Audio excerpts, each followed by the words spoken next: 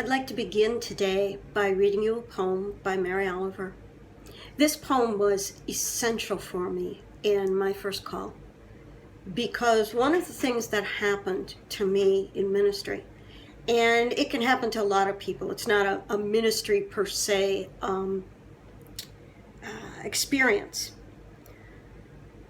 What I experienced was a conflict between what I wanted to do and where I wanted to be, and the call from everybody else around me.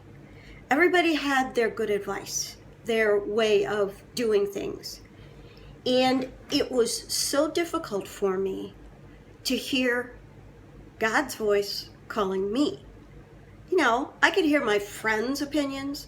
I could hear other pastors' opinions, the opinion of the board, the opinion of the guy who drove the tractor. Yeah, everybody had an opinion. But what really was my calling? What am I supposed to do? This poem by Mary Oliver, called The Journey, spent probably 3 years on a refrigerator. Every time I would go there to get a drink or something to eat, I would read that poem. And it helped me free myself so I could hear my authentic voice. When I say authentic voice, I mean the voice of the one that is called by God. So please listen. One day, you finally knew what you had to do and began. Though the voices around you kept shouting their bad advice, though the whole house began to tremble, and you felt the old tug at your ankles, "Mend my life," each voice cried. But you didn't stop.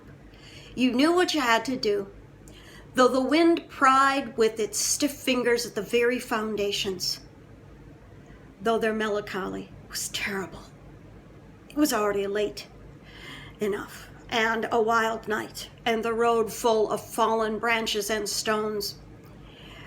But little by little, as you left their voice behind, the stars began to burn through the sheets of clouds, and there was a new voice, which you slowly recognized as your own, that kept you company as you strode deeper and deeper into the world, determined to do the only thing you could do, determined to save the only life you could save.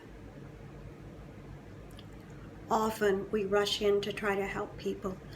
Often we listen to everyone's advice on what we should do or not do, where we should go or not go. And I know that as an only child, the one who always told me what to do was my parents. Whatever they said, I believed.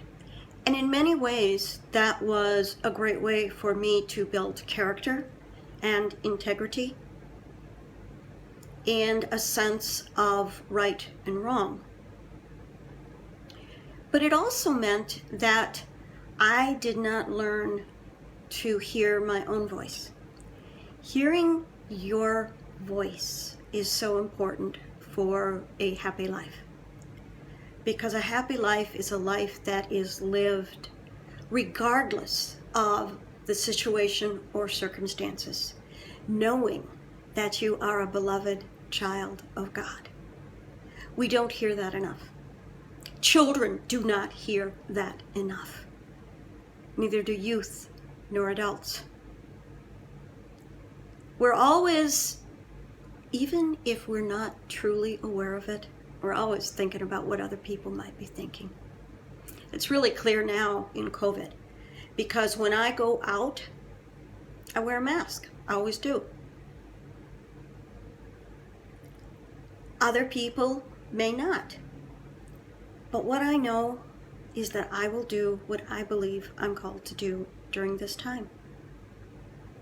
And I'm not there to hold court or to criticize, but to listen and encourage.